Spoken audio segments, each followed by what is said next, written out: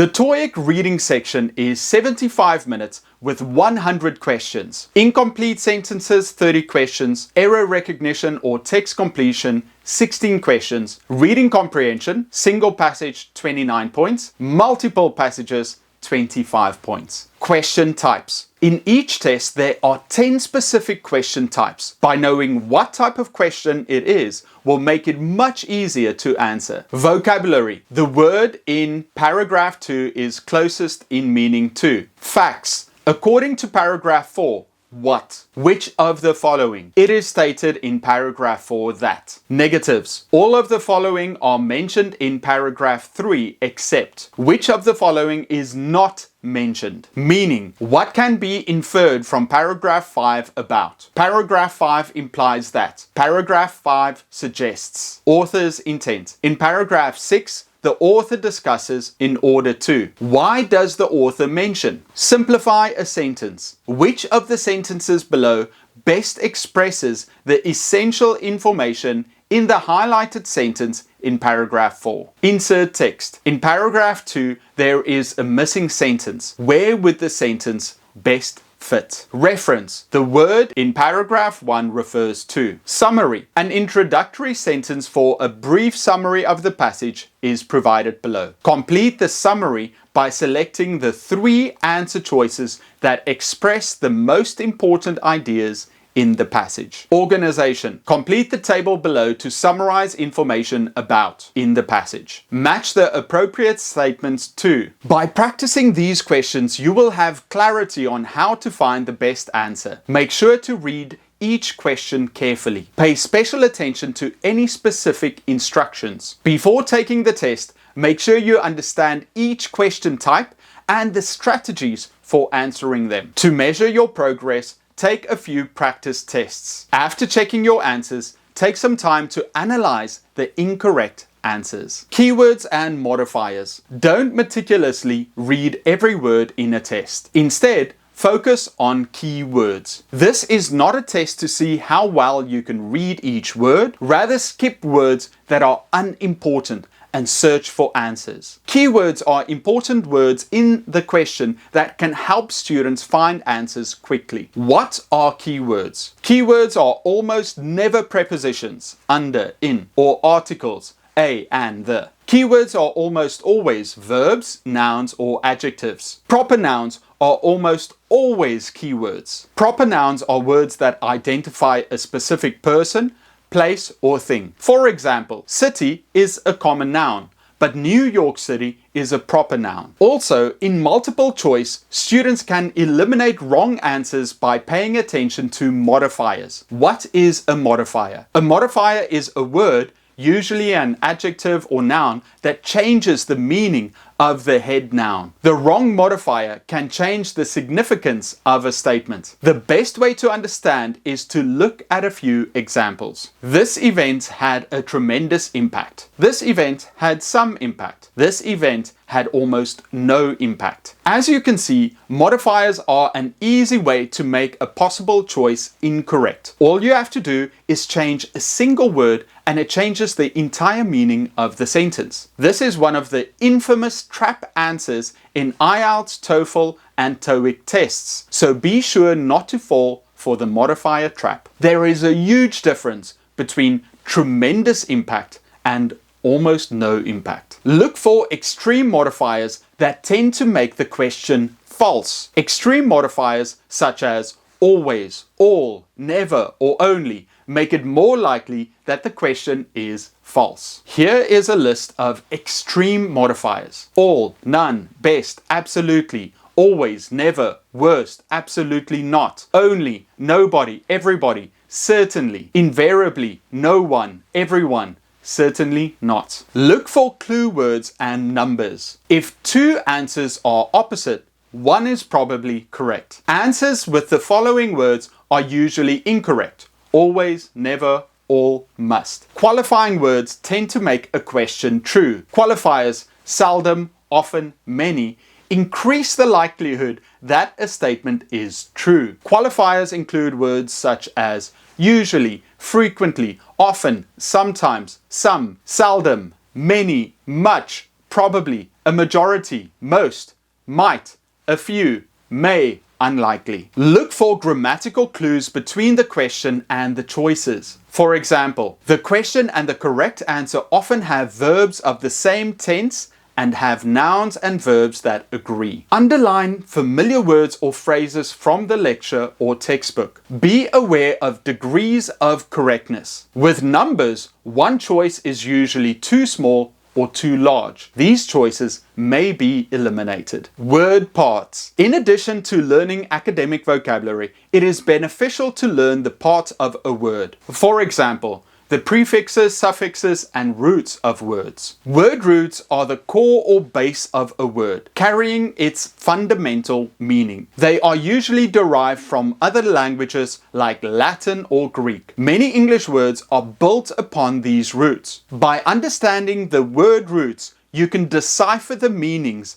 of unfamiliar words. For example, the root aud means hear in Latin. Words like audio, related to hearing, and audience, a group of people who listen, contains this root. Prefixes are small groups of letters added to the beginning of a word. They change or enhance the meaning of the word. Understanding common prefixes helps in understanding and forming new words. For example, the prefix un added to happy changes the meaning to unhappy, indicating the opposite or negation of happiness. Suffixes are groups of letters added to the end of a word. They also modify the meaning of the word, often indicating the word's part of speech, noun, verb, adjective, and so on, or the tense of the verb. For example, the suffix added to teach forms teacher, indicating a person who teaches. By recognizing and understanding word roots, prefixes, and suffixes,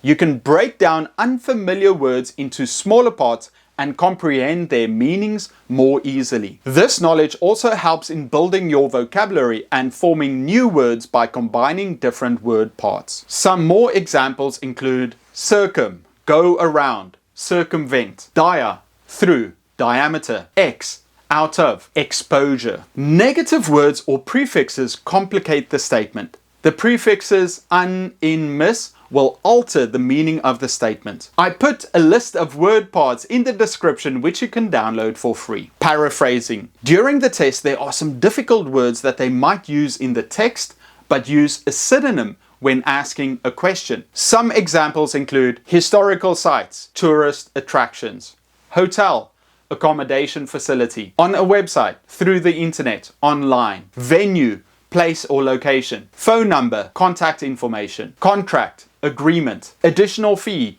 extra charge, clothing, apparel, garment, outfit. By recognizing the different ways a question and answer are related by paraphrasing will help you understand the relationship and have a better chance at answering correctly. Practice with short passages. To learn how to compose sentences, short paragraphs, and short answers, look for some college textbooks, language books, or online reading material with follow-up questions after each story or chapter. Breaking News English is a wonderful website for this because it has a library of news articles, all followed by questions. If your favorite book doesn't include questions, ask ChatGPT to make some questions or ask a friend or teacher to create some for you. Read the stories or chapters carefully. Don't just pay attention to the storyline and main ideas, but also examine the vocabulary, sentence structures, and grammatical features used. By observing and analyzing the English language, you will improve your understanding and can use what you have learned in your reading skills. Don't forget to take notes while reading. Who are the characters? What is the main idea? What happened? These are all questions you want to know the answers to. Underline and circle words or passages that you find important. Once you have read the text, answer the questions. Review your answers before checking the correct answer. Reading speed. Time is of the essence when it comes to taking an English test like IELTS, TOEFL, or TOEIC. In fact, your ability to pace yourself can make or break your final score. In other sections, Time is specifically called out. For example, if you are speaking, you will have 15 seconds to prepare an answer and 45 seconds to record it. In the listening section, you can only hear the dialogue when it's played to you. The reading section is where a sense of time and pace will need to come from you and you alone. You need to judge how much time you have left to complete the readings and give your answers. This is trickier than it seems because you will be faced with not one difficult to answer text, but several. If you want more time to answer the questions, you will need to read each passage in just 4 or 5 minutes. And you're probably going to want to read each passage more than once. That's tough. To succeed, you'll need to start improving your reading speed. Time yourself as you study for the test and note how long it takes to read through a given passage. You will notice that you slow down when your level of comprehension drops down, and that's normal. Everyone reads at a different pace. Your task is to make your reading pace slightly faster for the very specific test-taking situation, so you can switch gears and go into full speed mode if you need to. Apart from studying academic passages, be sure to read other English language material as well. Read English literature, newspapers, and magazines. Reading a variety of English writing styles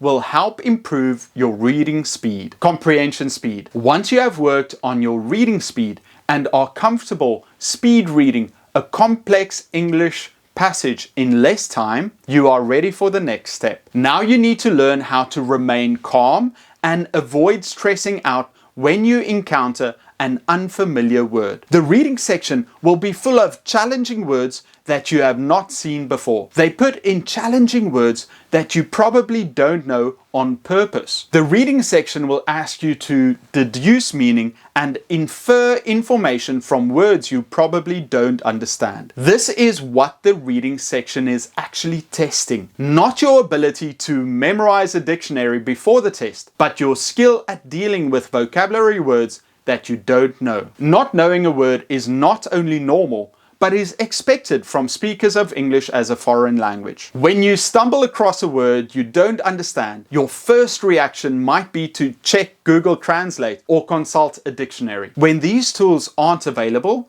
you may panic and get hung up on trying to understand the word, wasting time that is extremely valuable during the test. Well, relax. Force yourself to skip that unknown word and continue reading. Often, you will find that the meaning of the whole text is easy to understand, even if you didn't understand a few words. Annotate. Learn to write down notes while reading. When a student tells me that he or she gets bored, zones out, and can't finish a reading passage on time, I can cure them 9 out of 10 times with a specific annotation strategy. Students don't have the time to do hardcore annotations like we might normally teach in English class, but they can likely annotate main ideas. Namely, I ask the students to circle a word or phrase in each paragraph that pinpoints what the paragraph is about. The benefits of this includes circles pop more than underlines, especially when using a pencil. You now have a visual trail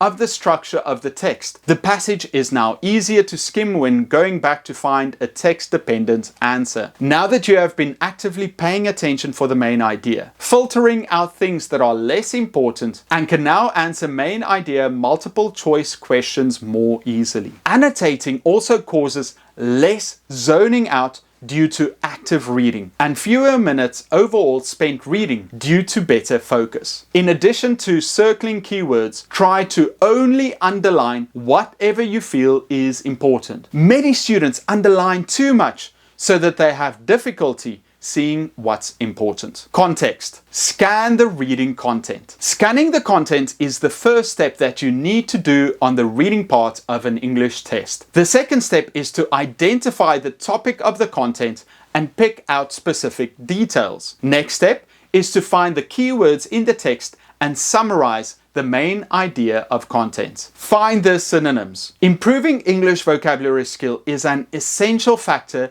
that brings good results for a test. While you are studying and find some words that you don't know, look up the synonyms. This will help you understand the meaning of the words and also build a strong vocabulary. For example, when you read a sentence that says, "The professor looks annoyed," and you don't know what annoyed means, look up synonyms for annoyed. Match the questions to the text. Once you are done with reading the text, the next step is to move on to the questions of the test. It is very important to find the points of the questions. Usually the questions have some clues that might help you choose the correct answers. When you have figured out the points, move on to the text again and skim and scan the whole passage that matches those points. Read the questions carefully. One of the most common mistakes people make is that they don't read the questions in the test carefully. As I said before, the questions might have keywords or answers, and sometimes questions are deliberately designed to make test takers confused. Make sure to understand the questions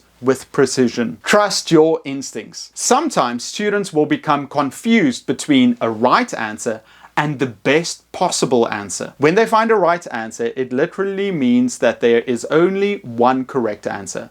However, when they find the best possible answer, there might be several correct answers. You need to guess and find the best possible answers based on the facts in context. In this process, learn to trust your instincts. Question tips. Before you read the passage, skim through and underline important information. Then, before you start answering, take a quick look at the questions first. Remember that questions appear in groups of 3 or 4, so read those questions before studying the text. Make sure to highlight key information in the questions, and since you've skimmed the passage and identified all the keywords, it will make it easier to find the answers. Questions follow the same order as the paragraphs, so the first question's answer will be around the top of the reading passage, with each question's answer appearing in order. Answer every question. This is age-old advice that every teacher routinely tells their learners. Students have to answer every question, even if they cannot find the answer or right option. If you don't answer, it's an automatic 0. But if you make an educated guess, there's a chance it might be right. Check answers once you are done and have time left. Try to answer all the questions and leave 15 minutes for checking. That can help improve your reading score. The reading section of English language tests requires focused practice and the development of specific strategies. By following these 10 tips, you can enhance your reading skills, improve comprehension, and perform better in the IELTS, TOEFL, or TOEIC tests. Remember to skim the passage first, identify keywords, and actively read for comprehension. With consistent effort and targeted preparation, you can excel in the reading section and achieve a high score.